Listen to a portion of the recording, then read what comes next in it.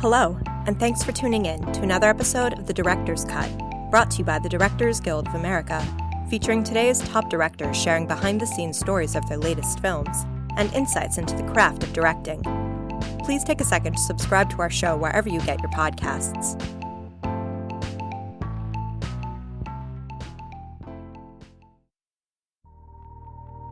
This episode takes us behind the scenes of director Sam Mendes' new wartime drama, 1917. The film follows two young privates fighting with British forces during the First World War. They are given the impossible mission of delivering a message into enemy territory to prevent 1,600 men, including one of the soldiers' brothers, from walking into a deadly trap. In addition to 1917, Mr. Mendes' directorial credits include the feature films Spectre, Skyfall, Away We Go, Revolutionary Road, Jarhead, and Road to Perdition. He received the DGA Award for Outstanding Directorial Achievement in Feature Film for his 1999 film, American Beauty. Following a recent screening of the film at the DGA Theater in Los Angeles, Mr. Mendes spoke with director Ed Zwick about filming 1917. Listen on for their spoiler-filled conversation.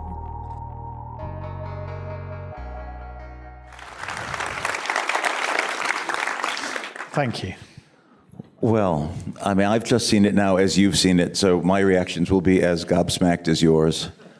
It's a remarkable film, and thank you. Thank you, Ed. Thank you very much. And I have, a number of very personal reactions to it, but some, professional ones as well.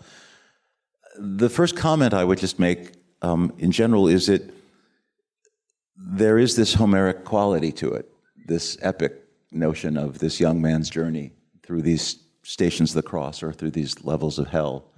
Was there any metaphor of that sort that you were thinking as you were writing? Initially, no, actually. It started as a very human story.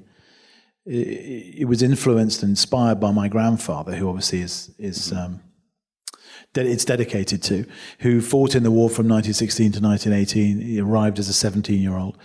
And he never spoke of his experiences to his own children. And it wasn't until he was in his 70s that he talked about them at all. And it was us that he told them about, his grandchildren. And it was always, I was very struck by the fact that he was always very alone in his stories. And the story that particularly stayed with me was a story he told about carrying a message across no man's land. He was a very small man, he's 5'4", and they used to give him the messages because the mist in the winter on no man's land hung at 6 feet. Right. So they couldn't see him above the top of the mist. Great. And that image of that one little man alone in that vast wilderness surrounded by death, that was the inspiration for the film. And he also used to do something which we laugh at initially. He used to wash his hands incessantly. This was in his late 70s, And me and my cousins would laugh at him. And then I said to my dad, why does Granddad wash his hands all the time? And he said, well, it's because he remembers the mud of the trenches and the fact that he could never get clean. And I suppose that, the fact that it was still part of him. But it started as that. But then as we pushed through it, and I decided it was going to be 2 hours of real time, the first movement of the movie was going to be, as it were, from afternoon to dusk. And the second movement was going to be from night until dawn. It wasn't until we got to the second movement of the film that I felt we moved out of something naturalistic and into something a bit more mythic, which is what you're talking about. And that kind of descent into hell that happens in the town is not your imagination. That is what we talked about, that sense of descending into hell and then pulling himself back across the River Styx, back up into the land of the living again, to the sound of that song. And that's where he meets the living again. That was something we talked about. And then stylistically, we found a way to mirror that, so that's the first time in the movie when he wakes up and he's been knocked out, where the camera detaches from the character for the first time. So there was that, and that sense that he was no longer somehow entirely in the land of the living. It's also a mirror of his emotional state. He wakes up, he doesn't know what time it is, he doesn't know where he has to be anymore. He could have been asleep. In fact, we don't know. That's the whole point. He could have been out for 2 days, So in a way, the flares and all that kind of stuff was a way of mirroring his confusion and his loss of self. Well, one thing that occurred to me, and you talk about the camera, obviously there's an effect of this, single shot. And what I realized at a certain point, in particular at the very end when he sees Richard Madden, when he finds his brother, and I realized that as we're watching his brother's reaction, that I am finally fully participatory as the camera. Because there's a challenge, it seems to me, which is you can't do coverage, you're not following him, and obviously your staging was very clever often so as to have seen him and then found the ways to get the reactions, and that's artful. But something more happened to me, which is that it no longer became artifice. I felt the point of view in that moment, seeing the reaction of the other actor, and I was internally experiencing it. And that was the accomplishment to me of the film, that it arrived at that point, that I was fully inhabited, the camera was inhabited by the character at that moment. Well, it's interesting you should mention that. So thank you, first of all. But it's interesting you should mention that, because actually that gave me the most sleepless night. The two things that gave me the most sleepless nights were not the biggest technical challenges. Right. They were the scenes in which I felt, was I doing a disservice to George, who plays Schofield, by not showing by his not face. having the camera on him. Absolutely. So, I made a rule with myself. If we got to a point where I felt this would be better if we cut, then I'd done it wrong. And I had to go back and either rewrite or restage, or often both. So, because the whole thing was obviously constructed as one piece, form and content combined. Right. And the moment the two separated, or one was pulling against the other, I thought we've got it wrong and we had to regroup and go back again. So that was one of them, because I felt we've earned this moment of seeing Schofield, give the information about his friend's death. And yet, at that point, I felt when we got there, because we shot mostly in sequence, we knew him so well. We knew exactly what he was feeling. We knew exactly what his face would be doing. And there is a tiny moment where he turns back towards camera and thinks, no, I haven't finished. I have something else I want to say. And he turns back. And in that moment, you reconnect with him. And that's all it took, was to just make sure we had that one little connection. And he took it back into the scene again. The other scene that gave me the greatest headache was the first scene of the movie, because I'd made all these, Christy and I, who wrote the script, I was very determined that there's no exposition, and the exposition was very, very gradual. You lent in and you found out details, but you didn't have the answers to everything. A detail about a letter from home, or their different reactions to leave, or one of them had a medal, or, all of these things, and they pull you on. None of them had solutions. But here was the first scene of the movie where we have 5 minutes. I wanted them just to be with each other for a bit, to have the courage to just walk and not say anything. And what was said to be almost irrelevant. Discursive in some way. And yet, at the same time, to find out about the characters. And that scene gave me a lot of headache to calibrate it right. And also to paint a picture. We've been waiting since Christmas. We've been waiting a long time. Right. When are we going to go over? What's happening? All of those things are going on in that first scene, but they happen stealthily. And so it was often the subtleties that were difficult. I didn't want to trample it with the stylistic decision to make. You're also also creating a sense of time. You're allowing yourself to not be leisurely, but to in fact exist in real time as people would speak and not speak, so as to establish what the rhythm will be of that. And I think you change the way you watch. I think subtly it happens. But I think what happens is you realize soon after it starts, hang on a minute. It was very interesting with our first preview audience, because I didn't want to tell them anything about how we'd shot it, or anything about anything, really. You never do with a preview audience. And then ask them at the end, did you notice anything about how it was shot?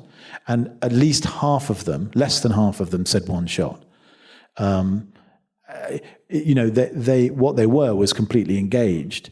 But what you want is for them to experience time as the characters experience time, which is in a movie that observes more of the rules of a ticking clock thriller than at some points than a conventional war movie, you want them to feel every second passing. You also want to understand distance and physical difficulty and scale, and to begin to understand, no, you're locked here. You're not going to jump 200 yards. You're not going to jump half an hour. You are going to have to go on the journey with them, or not if they don't make it. So you begin to watch in a different way, and your eye begins to watch image in a different way. Sometimes, obviously, you're connected to the character, and the camera is very subjective, and you're very intimate. But other times, we staged it in such a way as the cameras moved away from the camera, and the vision is of the gaze is very objective, and you're seeing the characters small in an epic landscape. And in those moments, you begin to understand scale, and your eye is allowed to wander across land and pick out details. Is that a body? Is that a rat? What was that in my peripheral vision? And I was trying very much to get the eye to operate as it does in life. How it focuses in and out. Well, to just catch things, and to not know always exactly what it was that you saw, not to point the camera and say, look over there, but to let them pull away from camera. And that when they first hit the front line, they pull away from camera, and you just sit in that sense of waiting, just waiting. People living there for years, just sleeping, eating, shit, all in the same place. That filth that they lived in. And there's an element in them, I wanted the movie to simply bear witness to it, to say about No Man's Land, this happened. This was there. Well, and these two men are just cutting through it. Well, I know that Peter Jackson had been working for 4 years before you, right, probably as you were beginning, I think probably that movie was probably coming out, and you'd already been working on yours for some period of time, I imagine. Yeah, he released it when we were prepping. Yeah, but it was very, very helpful for us. I was going to say, that documentary, I don't know if any of you have seen it, Peter Jackson's documentary, which was so extraordinary. Those faces, seemed to me, and some of just the little detail had to have helped inform you, I think, at that moment, and Dennis, I suspect, as well. It did. I mean, it was very difficult with this movie because there aren't many. The history of World War I movies is very shallow compared to the pool is very shallow compared to the Second World War and Vietnam, and also we tend to. There's always a danger with period movies that you think the First World War or the Second World War, but actually what you know is movies about the Second World War, and obviously there's an enormous amount of documentary footage for Vietnam for the Second World War, but there's almost none for the First World War. So we were drawn back to photographs again and again, and in fact, rather than other movies.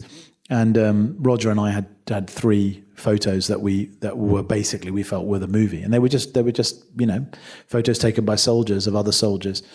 There's one particular one which is there were 3 of them tucking into breakfast, and about 20 yards away were 3 dead bodies, and the fact that they coexisted with the dead on a daily basis. It was a simple fact of life, and it wasn't remarkable to them. They weren't making any comment. It was just, the bodies just piled up. And the sense of loss and destruction on a huge scale is sometimes better expressed in small images, and the familiarity that they have with death than showing thousands of bodies. Right. So it was trying to get that, it was trying to judge that. It was also the way the camera was, it was the depth of field, it was the composition of the shots. They just had the feeling we were looking for. Mm-hmm. It's funny when you talk about what other movies, because there is, though that preceded this, that single tracking shot in Paths of Glory, which was maybe at its moment probably the longest tracking shot that anyone had ever done, and it was in the context of the trenches as well. How old were you when you saw that? I must have seen it 10 years ago or 15 years, whenever I was, on my first Kubrick Jag, maybe 20 years ago now. It's actually not as long a shot as you think, because I looked at it again, obviously for obvious reasons. It's actually it's quite a bit of back and forth between Kirk Douglas but it's a remarkable piece of composition, yes, as always with Kubrick. But that was one of the things that lodged in my mind. A Grand Illusion and a couple of other. I mean, there have been great movies about the war, but I felt none that had expressed it as the human experience of that war. I mean, for me, this war, it doesn't have the cultural significance in this country because, of course, the US wasn't a part of it in the same way. But for us in the UK, it casts a huge shadow. And you walk into any village and town, and there's a memorial to the fallen, and there's, we wear our poppies on Remembrance Day and all that sort of stuff. So it does have a huge significance. It is just, I started writing it in 2017 on the 100th anniversary when it was set. And there is a sense with this war, particularly a war in which the boundaries of Europe were redrawn, in which these men were fighting for a free and unified Europe, that we would do well to remember at the moment. The winds that blew before this war are blowing again. And there is a sense that, history can teach us a lot, and this war in particular, because it was not a war in which it was easy to define who the bad guy was in the way that it was in the Second World War. There's a few freaks out there who think the Nazis had a point, but pretty much consensus that they were the bad guys. That we were fighting against a universal evil. That was not the case. Far, far greater human losses in the First World War, and there was no universal evil. It was confusion and mismanagement, and a confused notion of national identity, and that is something that we need to address again. These are the lessons. I mean, not that I made it as a lesson. I made it as an experience, as an immersive experience to put you in those shoes. But there is something behind that as well. Sure. Well, from the sublime to the ridiculous, there's another trope which may sound sacrilegious, but to a younger audience, I think it's worth even trying to talk about what video games have become, because each moment presents a new challenge and a new landscape, and that that protagonist, through the point of view of the camera, has to franchise it and transcend into the next level. And I think there's actually something to be talked about in that. Sure. I mean, listen, these guys are artists of the highest possible caliber. Exactly. And anyone who's played Red Dead Redemption, as I have had the good fortune to do with my children, knows, it just goes, how the fuck did they do this? How did they do it? Yeah. So of course there's that immense sort of, that sense that the first person moving through landscapes is now almost a familiar trope. And yet it's also a lazy comparison, because at the end of the day, we're not in control. You're not in control of this story. You're in the hands of a storyteller or storytellers. You're alone in the dark, and it asks for emotional investment, and it reminds you the difference between movies and video games. Right. And that is a crucial difference, and that's what I am interested in. I'm interested in investing you emotionally in a story and telling it to you in a way that allows you to abandon, to lose yourself in it. I'm not asking for physical engagement in the way that you are for a video game. It's a very different and equally brilliant thing to be doing with your life, but it's not what we did here. The other thing is there's a very deliberate, constantly shifting point of view. Mm-hmm. It's not always trotting along over someone's shoulder. It's not always, seeing someone 50-50. It's often expressing things, close up of milk, or a moment when the camera detaches from the character, or all sorts of things that are not logical but have an emotional truth. And that's also something that film can express that perhaps video games can't. So it does ask you to define the difference between the two, and why it is that we are interested in one and not the other. Well, I mean, in fact, what I've always felt is the minute that they ask you in a video game, say, to engage actively, what you're giving up is what is obligatory to have a real emotional experience, which is essentially passive.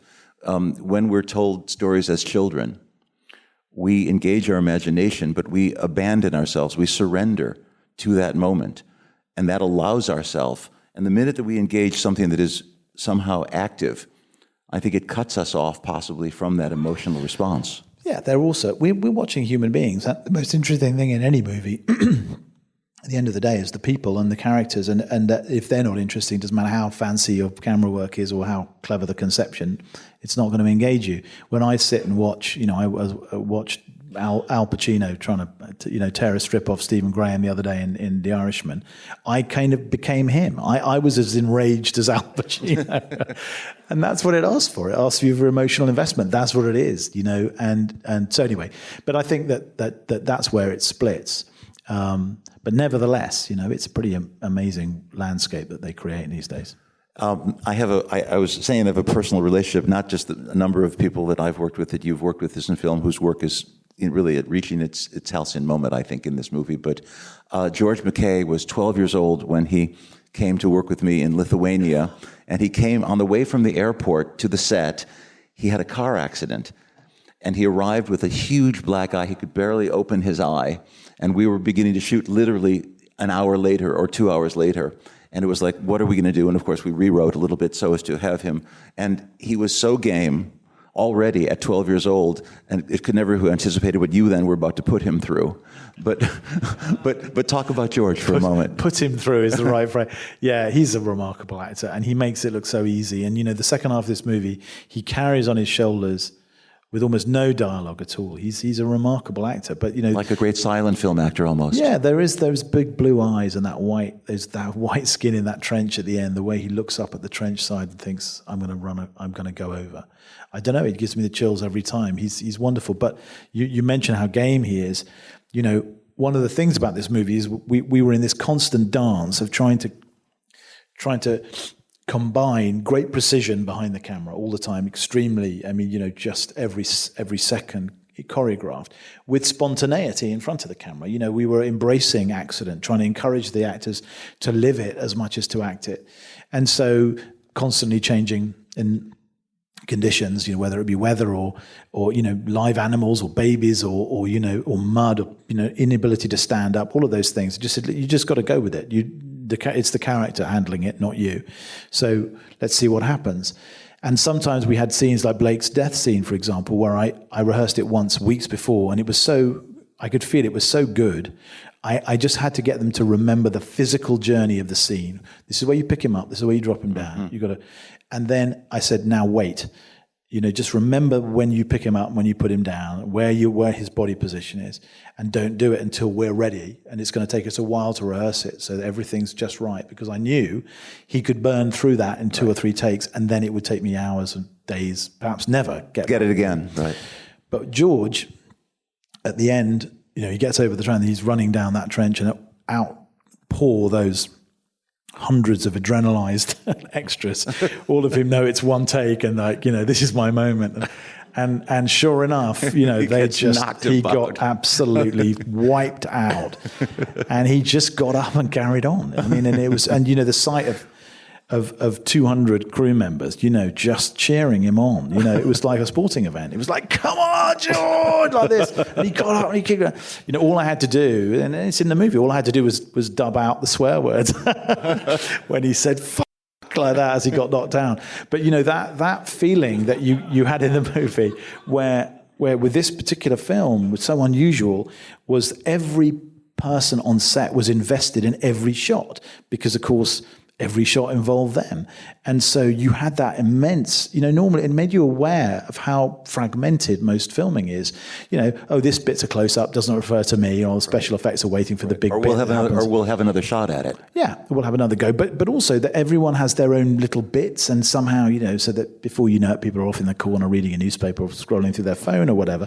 And suddenly there was that feeling of everyone was in it together. And it was very moving. And that was partly because the way we constructed it was to have George and Dean start prep with us, So I said to them, listen, I'm going to offer you the parts, but I need you to be with us for 6 months before we even roll camera on this, Right. And they didn't work the whole 6 months. They took time off. They went to boot camp. Went to France and Belgium on a research trip, etc. But we could not build anything until we had rehearsed the scene and stepped out the journey. So we started on an empty field with them in scripts in hand, and we did the trenches. And we marked the trenches out with poles. You turn left here, you turn right there. And then we started digging the trenches. And we dug over 1 mile of trenches and filled them with people. And then we did that with no man's land, German trenches, quarry, orchard, farmhouse, roads, town. Imagine it. And every step had to be accounted for before we built the sets. There was no way out.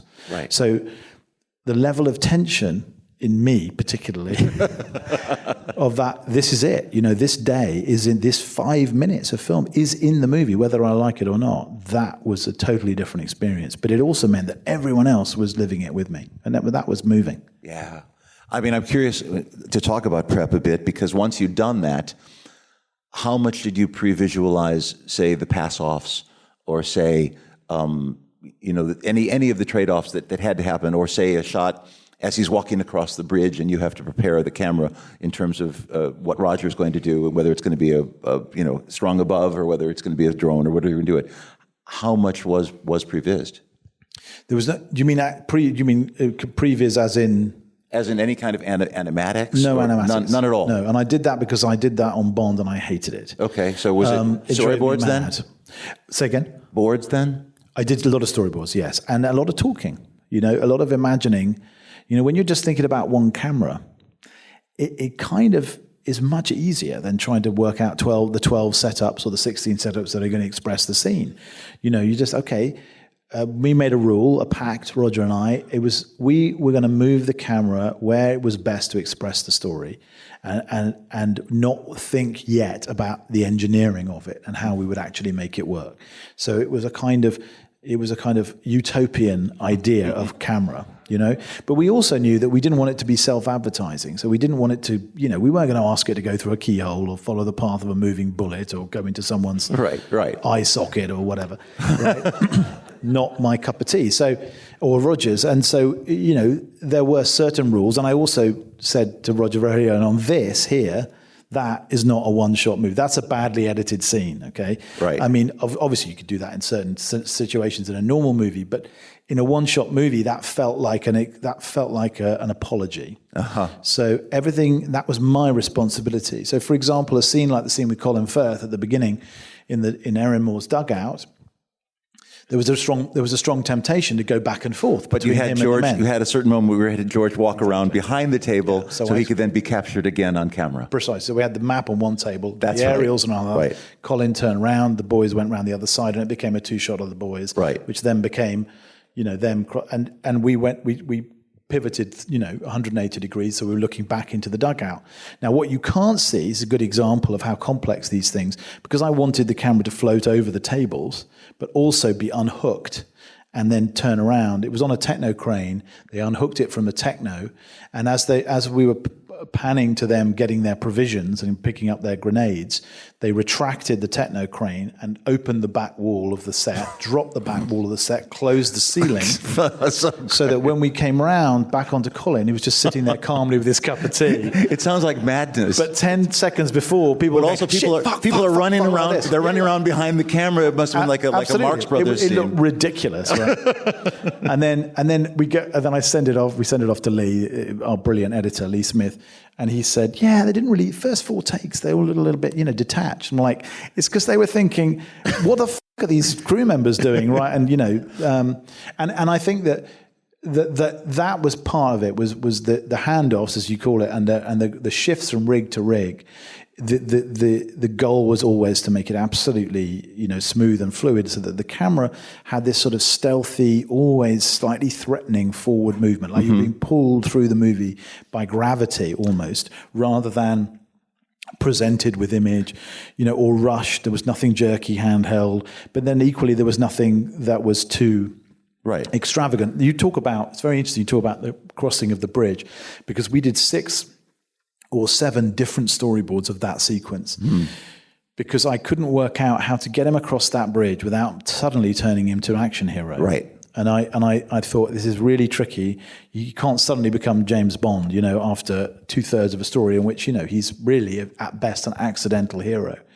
So trying to get him and trying to express it, the tenuousness of how, he's tiptoeing along that ridge, the ridge of the broken bridge and stuff like that, and getting him to do his own stunt and leap and all that sort of thing. So that was a wire rig.